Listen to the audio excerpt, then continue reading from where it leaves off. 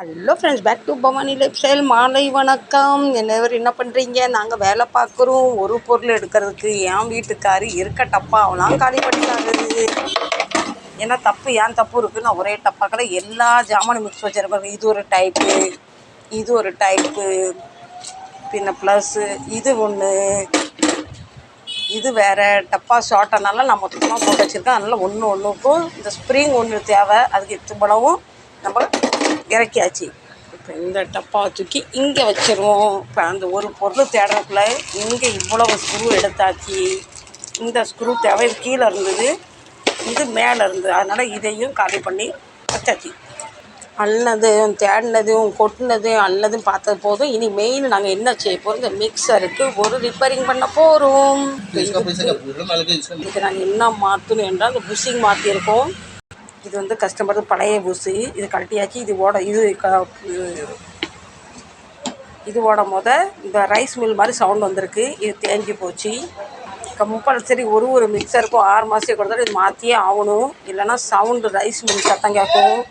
உங்கள் வீட்டு மிக்சரில் என்றைக்கா அப்படி சவுண்டு போயிருக்கா, சவுண்டு வந்திருக்கா சொல்லுங்கள். அப்படி வந்ததுன்னா வேறு ஒன்றும் இல்லை, மோட்ரு பிரச்சனை இல்லை, இந்த புஷிங் பிரச்சனை தான். இதை மாற்றினா சவுண்டு நின்று போகும். கிச்சுன்னு சவுண்டு கேட்கும். தெரியுதுங்களா? இது புதுசு இப்போ நாங்கள் போட்டிருக்கோம். இது பழசு. உங்கள் வீட்டு மிக்சரில் ஒரு மாதிரி பூச்சின்னு சவுண்ட் வந்ததுன்னா மோட்ரு பிரச்சனை இல்லை, இந்த புஷிங் மட்டும் மாற்றிக்கோங்க. நிறைய பணத்தை போட்டு செலவு பண்ணிடாதீங்க.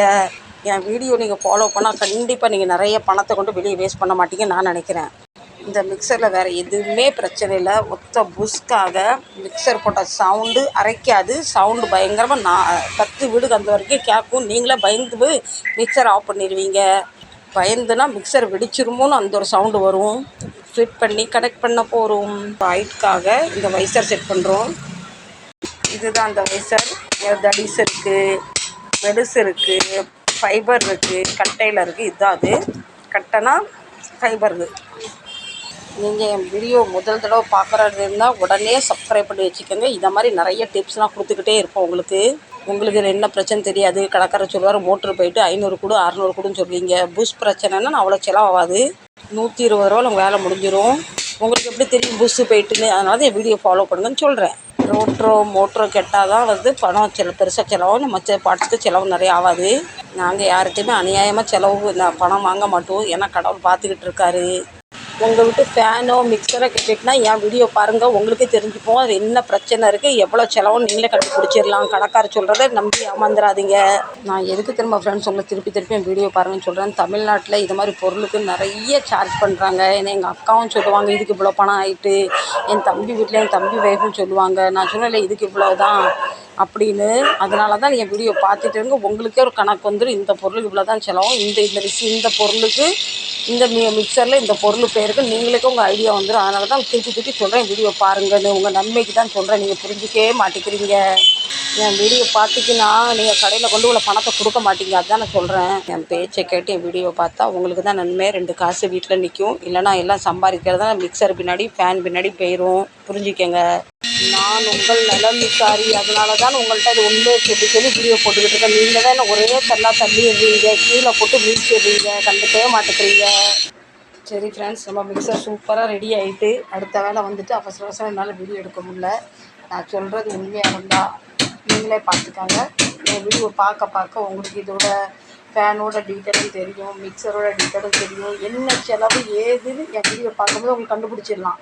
இந்த சவுண்ட் வந்தால் இப்படி. அதனால தான் வீடியோ பார்க்க சொல்லிட்டு கண்டிப்பாக சப்போர்ட் பண்ணுங்கள். என்னை தள்ளி விட்றாதீங்க. மிதித்து காலையில் போட்டு மிதித்து கீழே ஆரம்பிக்கிறீங்க. எல்லோரும் பேசி நெஞ்சு வலிக்கு திருமணம் வந்துட்டு கண்டிப்பாக சப்போர்ட் பண்ணுங்கள். உங்களுக்கு இது வரைக்கும் நீங்கள் பொறுமையாக என் வீடியோ பார்த்ததுக்கும் தேங்க்யூ வெரி ஸோ மச். எனக்கு சப்போர்ட் பண்ண மக்களே, என்னை உடனே சப்ஸ்கிரைப் பண்ணி என்னை பிடிச்சி உங்கள் வீட்டு பிள்ளையாக நினச்சி என்னை சப்ஸ்கிரைப் பண்ணி வச்சுக்கோங்க.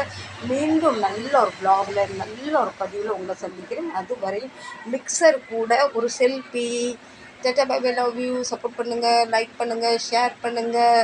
உங்கள் ஃபேமிலி ஃப்ரெண்ட்ஸ்க்கு என் வீடியோ அனுப்புங்க. பாருங்கள், இப்படி ஒரு ஆண்டி இப்படி வேலை பார்க்குறாங்க, எங்களுக்கு என்ன பிரச்சனை, அதே மாதிரி அவங்க வீட்டில் பிரச்சனை இருக்குது. சப்போர்ட் பண்ணுங்கள். Tata bye bye, love you. நம்ம அண்ணாச்சி மும்புறமாக வேறு ஒரு வேலை வந்துட்டு கஷ்டமாக வந்துட்டாங்க. 4-5 பேர் நிற்காங்க. அதுதான் கேமரா அந்த பக்கம் திருப்பாமல் நம்ம மிக்சர் பக்கம் திருப்பி tata bye bye, love you, see you, bye.